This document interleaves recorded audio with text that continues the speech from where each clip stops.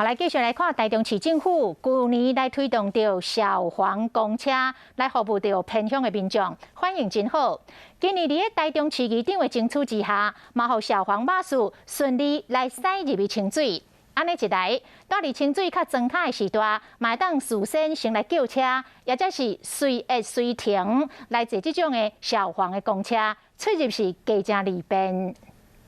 许多坐客停车巴士欢喜比赞，以后自厝内出外总算会当搁较利便。海线因为真侪民众住伫农用路附近，路啊真细条，无方便停车，公车无法度入去。民众出门买菜就要行半点钟左右。即马有客停车巴士，互民众透过主文或者是直接招车的方式，就会使免钱来坐。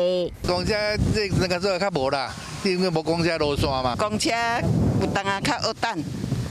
嘿，再搁行较远。去年台中市政府推动客停车巴士协助偏乡的民众出门，大家拢真欢喜。伫清水增加13、14号路线，提供附近秀水、中社等等5里的民众来坐。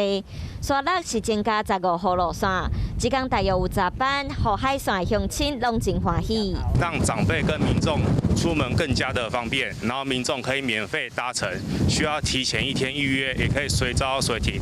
台中市交通局今年一摆增加7条路线，除了清水区以外，佫包括甲安部、沙鹿、龙井和潭子。疫情期间嘛，方便民众坐车到注射站注疫苗，若是有需要的乡亲，会当加利用。